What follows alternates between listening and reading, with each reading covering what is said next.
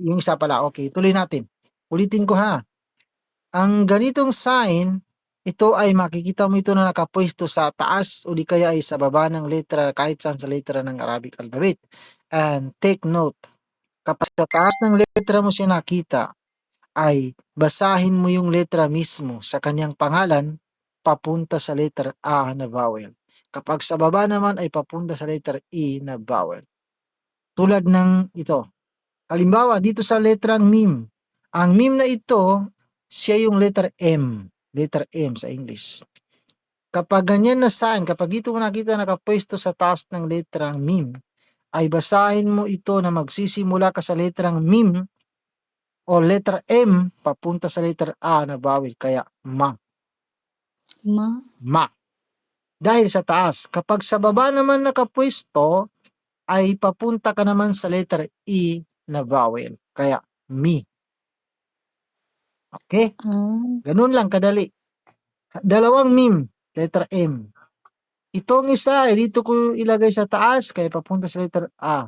Itong isa ay dito ko ilalagay sa baba, papunta sa letter E. Paano basahin silang dalawa? Mami. Very good. Mami. Okay. Di marunong ka na. O, mabilis lang, di ba? O, okay. Dagdagan natin. Ito ay ta. Ang ta na ito, ayusin natin kasi bilang isang beginner na katulad mo dapat maayos. Ito ay ta. Ang ta na ito na letra, siya yung letter T kung sa English. Letter T. Kapag dito ko ilagay sa baba, ay magsisimula ka sa letter T, papunta sa letter E na bawi, kaya T. Okay? Kapag dito naman sa taas, ay papunta ka naman sa letter A na bawil. Paano? Ta. Ta. Very good. Okay, yan.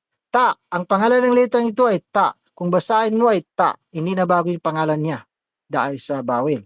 Nababago lang kapag ganyan ay T. Okay? Okay. Dalawang ta. Ganyan ang bawil at saka ganyan. Paano mo basahin? Tati. Tati. Okay. Baliktarin ko kapag ganyan. Ganyan. Paano? Tita. Tita. Okay. Kapag ganyan. Tata. Very good. Oh, madali ka lang paintindihin. Okay, dagdagan natin para hindi ka na mahirapan. Ay, dagdagan natin. Yung ganitong sign na naman. Ganyan. Ang ganitong sign ay sa taas ng letra mo lang makita na nakapwesto. Ito naman ay papunta sa letter U na vowel. Letter U. Kapag dito makita sa ta, letter T, sabihin mo na tu. Tu. Okay. Ito ay ta, bali tuta. Diba? Yes. O, gawin nating dalawang ta na ganyan yung vowel. Paano basahin silang dalawa? Tuto. Very good. Tuto. Okay. Itong alif na ito, ang alif na yan, yan yung mababasa natin na A kapag ganyan yung bawin niya ay A. Kapag dito naman sa baba ay E. Okay. Kapag ganyan naman yung bawin niya ay U. Okay? Bali, Assalamualaikum warahmatullahi wabarakatuh. Waalaikumsalam. Waalaikumsalam. Manood ka muna, sister, ha? Manood ka muna, Manisan, ha? Kasi yung tinuturuan natin dito ay ipagpalagay natin na future balik Islam. Kahit na hindi pa siya nagsada ay future. Okay. Mashallah. Okay. Ito ay toto. Ilagay natin itong alif na ganyan yung gamitin natin na bawel. Paano basahin silang tatlo? Totoo. Very good. Totoo nga. Totoo nga na mababasa mo yung isinulat ko kanina. Balik tayo. Okay. Sabi ko na nga ba na madali ka lang paintindihin. Sabi ko na lalo kang gagaling at gagana kapag nabasa mo ito. Ito yung meme letter M. Kapag pinakatay, ganyan na yan yung ganyan kanina. Pero pinakatay na para masanay ka na. Meme letter M. Dito ako maglalagay sa baba, ay sa taas. Kaya magsisimula ka sa letter M, papunta sa letter A na vowel. Next, ito naman ay ta, letter T. Dito rin ako maglalagay sa taas, kaya magsisimula ka rin sa letter T, papunta sa letter A na vowel. Sige, paano basahin yan? Ito ay lam, letter L, letter L. Dito ako maglalagay sa baba, kaya papunta ka sa letter E na vowel. Letter L ito ha, papunta sa letter E na vowel. Ito ay nun, letter N. Letter N. Ganyan ang gagamitin kong vowel papunta sa letter U. Bali, paano basahin ito? Sige. Matalino. Matalino. Okay, very good. Yan yung sabi ko na lalo kang gagaling at gaganda. Tingnan mo, nabasa mo nga. Yan yung tanong ko sa'yo kanina. So, sabi mo, i-try. Oh. Nabasa mo. Ibig sabihin, madali ka lang paintindihin. Bali, yan lang muna yung ituturo ko sa'yo na, hindi, pwede kong dagdagan kasi napapansin ko na madali ka lang paintindihin. Dagdagan natin. Ito, magsusulat muna ako dito at basahin mo. Ito, bago tayo magpatuloy sa iba. Itong isusulat ko na ito ay meme, letter M, ganyan yung bawi niya. Ito ay, ang letrang ito ay rain. Kapag ganyan ay ga. Kapag ganyan yung bawi niya ay gi. G. Kapag ganyan ay go. Okay? Bali, ito siya. Ito ay rain, ganyan, kapag pinakatin na. Ganyan yung gamitin kong bawil, kaya papunta sa letter U. Ito ay lam, letter L. Ganyan din yung gagamitin ko, papunta sa letter U. Paano basahin silang tatlo? Ito pa. Magulo. Very good. Sin, letter S. Dito ako maglalagay, papunta sa letter A na vowel. Ito ay nun, letter N. Dito rin ako maglalagay sa taas. Ito ay dito yan. Papunta sa letter E para sa baba. Ito ay nun, letter N, sa taas, papunta sa letter A. Ito ay dal, letter D. Ganyan ang gagamitin ko. Paano basahin silang lahat? Dagdagan natin dito para kompleto. Sin, letter S. Ganyan yung bawil niya. Paano basahin silang lahat? Sinado. Yes, ito pa. Ulitin mo. Basahin. Mula dito hanggang dito. Sin, letter S. Ganyan yung bawil. Basahin mo, diretsuhin mo. Kumpletuhin mo. Magulong Senado. Ito ay sinado. Ito yung sa. Letter S. Magaling, magulo sa Senado. Very good. Okay. Magulo. Ito ay magulo sa Sa Senado. Senado. Okay. Madali ka lang paintindihin. Okay. Dagdagan na natin kasi tapos na. Naintindihan mo na talaga. Okay. Ito na. Dagdagan natin. Kasi mamaya ay Arabic alphabet naman ang ituturo ko kasi kailangan mo maintindihan ng Arabic alphabet. Ito. Itong ganitong sign na naman ang itatak mo sa isip mo kung paano gamitin. Pwedeng ganyan, pwedeng ganyan, pwedeng ganyan. Kahit saan dito sa tatlo ang gamitin mo ay pare-pareho lang, pwede rin. Bali, may tatlong paraan na gagamit tayo ng ganyan kung magsusulat tayo. O di kaya ay tatlong situation na babasahin natin yung letra or sentence na ganito yung makikita natin. Okay. Unang paraan, kapag ang ganito ang makita natin sa taas ng letra ay basahin mo yung letra, mag-i-stop ka dun sa letra kung saan mo siya nakita. Huwag mo nang itutuloy sa letter A na bawi, letter E na bawi, letter U na bawi. Katulad ng ito ay ba, ito ay kaf, letter K. Kapag ganyan ay baka. Kapag ganyan, paano? Ganyan na paano? Baki. Very good. Kapag ganyan, papunta sa letter U, paano? Bako. Bako. Okay. Nakuha natin lahat ng letra na papunta sa letter A, letter E, letter O. Bali kapag ganyan ang makita mo, gamitin natin ay mag-stop ka na dyan sa letra kung saan mo nakita. Bali sabihin mo lang na back. Back. Bak. Okay. Yan. Tandaan mo ha. Kahit sa letra mo siya makita, kapag ganyan ang makita mo, doon ka rin mag-stop sa letrang yun. Kapag palitan natin ang letrang, hindi natin tanggalin yan. Palitan natin ang letrang sin. Sin, letter S. Kapag ganyan ay bus. O, di ba? Bas. Bus. Siyempre, kapag ibalik mo, gamitin mo yung bawal na ganyan, maging sa, bali, basa. Basa. Kapag ganyan Yes ay po. basi. O, di ba? Basi. Kapag ganyan ay papunta sa letter O, paano? Baso. Very good. Kapag ganyan, Bas. very good. Okay, dagdagan natin. Dagdagan natin. Ito ay ba, ulitin ko lang. Ba, sin, ganyan ay bas. Ito ay, idagdag ko na ito ay kaf, letter K. At saka ta, letter T.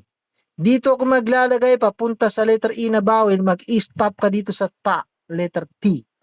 Hindi mo siya masasabi na ta, T or to. Mag-stop ka na lang dyan. Ito ay bus. Sige, paano basahin? Ano nga Bus, yung third letter? kaf, letter K. Sa baba yung vowel. Papunta sa letter E, mag-stop ka Baski? dito. Ano, ulitin mo? Baski? I- I-connect mo dito ka mag-stop sa ta, letter T na letra, na ganyan yung vowel. Huwag mo lang sabihin na baskita, baskiti, or baskito. Basket po, Oh, basket. basket. Okay, very good. Basket. Okay, ganyan. Ah, Ganyan ang hindi gamitin ka niya. nagawin sa basket. Oh, yan, Oo. basket.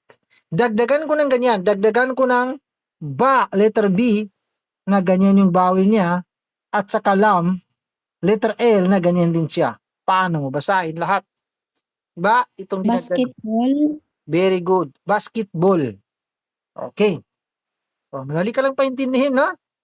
Ganyan yan ha. Bali, Yes. ito ay makikita mo ito na sa second, third, hanggang sa last, hindi pwede sa unahan. Yung ganyan sa. Okay? Bali, sigurado na naintindihan mo na. Magsusuot ako dito ng papabasa ko sa iyo. Pagkatapos, dagdagan natin kasi meron pang dalawa. Okay? Ito.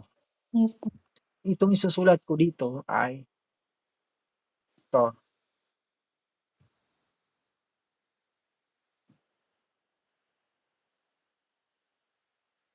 Ito ay nun, letter N, ganyan yung bawin niya. Fa, letter F, ganyan yung bawin niya. Diretso ka dito sa nun na ganyan. Ito ay sin, letter S.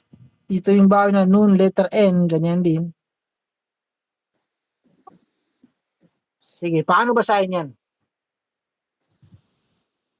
Nun, letter N, yun yung bawin niya. Fa, letter F, yun yung bawin niya. Diretso ka dito sa nun na ganyan. Huwag mong sabihin na ni or no, mag-stop ka diyan. Sin, letter S, sa baba yung bawin, stop ka rin dito sa nun, letter N. Paano basahin?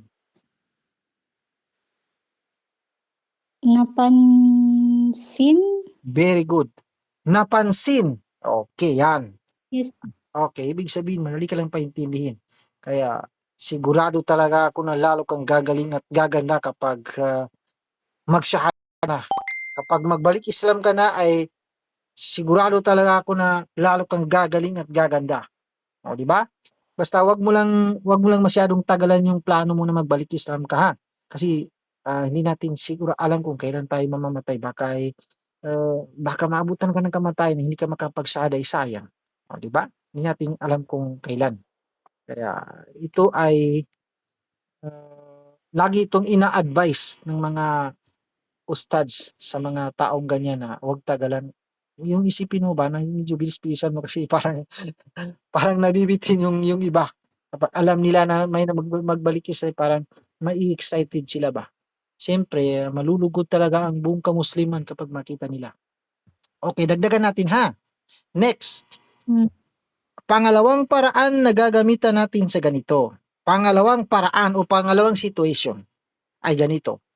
Lahat ng salita na mabibigkas natin halimbawa ng mga ay, uy, lay, luy, day, duy, say, suy at iba pa ay ang makikita natin sa last na ating bibigkasin ay itong si letrang ya, itong ya, letter Y. Ya na ganyan ang bawin niya sa taas. Dito lang paiba-iba ng letra sa atras niya at paiba-iba ng vowel. Halimbawa, sulat natin ay lay. Lagyan natin dito ng letrang lam, letter L. Lagyan natin ng bawin na ganina, papunta sa letter A, bali magiging lay. Para maging Lay.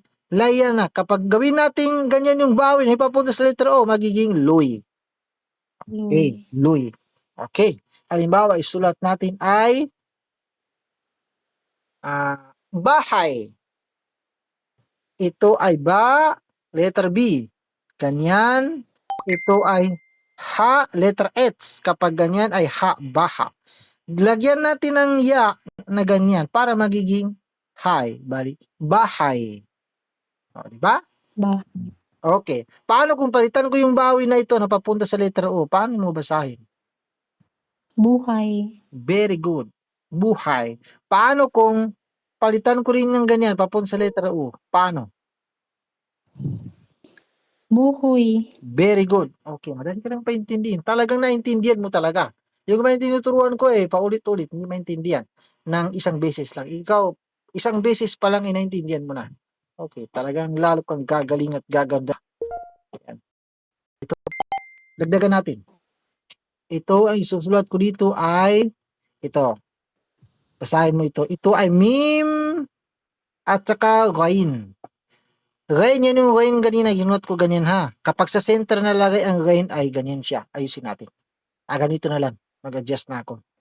Ito ay meme, letter M. Ito ay rain.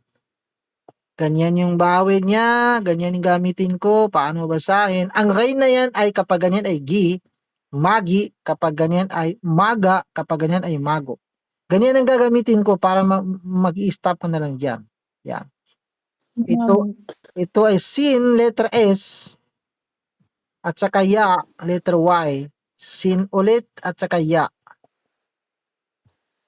Itong sin, letter S, ganyan yung bawi niya. Diretso ka dito sa ya. Naulit lang dito. O sige. Paano basahin yan? Magsaysay. Very good. Magsaysay. Very good. Paano kung gawin ko yung bawi ng ito na isa na ganyan? Paano? Kung sa letter O. Magsuysay. Very good. Okay, wag natin patagalin kasi naintindihan mo na. Dagdagan na natin para mabilis. Pangatlong paraan o situation, nagagamit tayo ng ganito. Sukun ang tawag sa itong sign. Lahat ng salita na mabibigkas natin na halimbawa ng mga aw, iw, law, liw, saw, siw, mau, miw at iba pa ay ang makikita natin sa last na ating bibigkasin ay itong si letrang wow na ganyan yung bawi niya.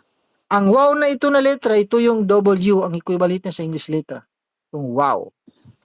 Ganun pa rin. Dito lang pa iba-iba ng letra sa atras niya at ng bawin. Halimbawa, ilagay natin dito ay letrang lam. Lam, letter L, lagyan natin ng ganyan ay magiging law. Law. Kapag ilipat natin yung bawin dito, ay magiging liw. Okay. Kahit anong letra dito, ulitin natin. Halimbawa, ito ay dal, letter D.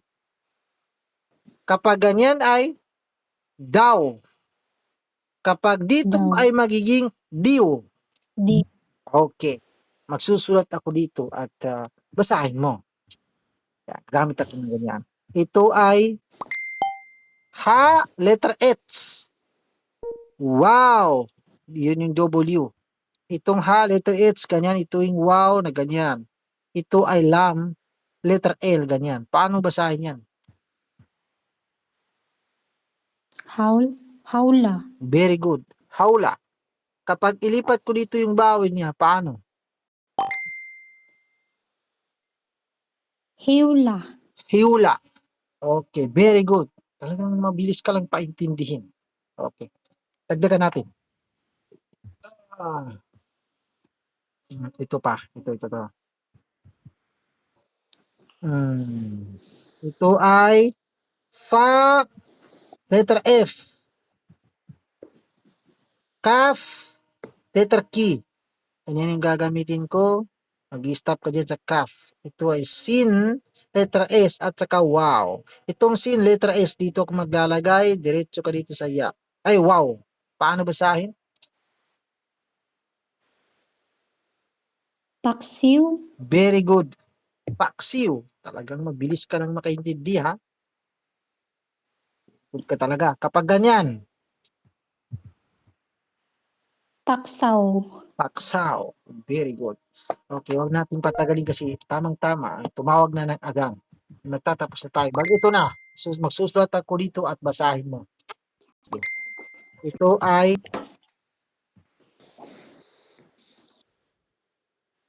ay noon, letter N dito. Mamaya ko lang lagyan ko lang ng bawi. Noon, letter N, ganyan yung bawi niya. Ito ay ba, letter B, dalawang letter ba na pareho ng bawi, ganyan. Ito ay lam, letter L, at saka wow, Ganyan yung bawin niya. Ganyan. Ito ay alif. Ito yung bawi niya. Yan yung a kapag ganyan. Bonus mo na yan. Ito ay kaf, letter key. Kaf pa rin yung ganyan na sign. At saka yung ganyan, pareho lang. Ganyan ang gamitin, pareho lang. Kaf, letter key. Ito yung bawi niya papunta sa letter U. At saka ito. Sin, letter S. Ito yung bawi niya papunta sa letter A na bawil. Ang alip na ito, dito ako maglalagay sa baba. Ito ay A dahil sa taas. Ito naman ay sa baba, bali E. Ito ay kaf, letter key. At saka wow na ganyan. Yan yung bawi niya at saka wow na ganyan. Kaf na ganyan at saka ganyan, pareho lang.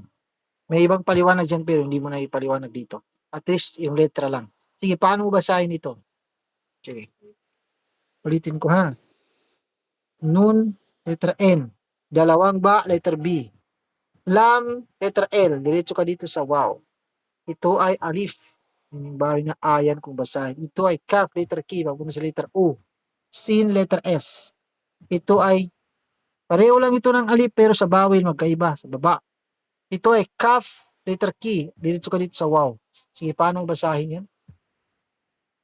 Nababaliw Very good. ako Very good. sa Very good. iyo. Hindi. Ito ay kaf, letter key. Ah, sa Nababaliw ako sa ito na ang kulang mo.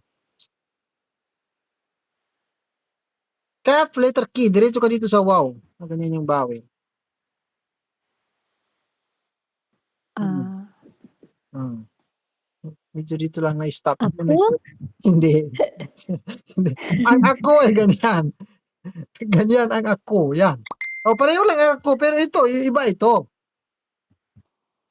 Kaf, letter key. nababaliw ako sa aliw. Hindi.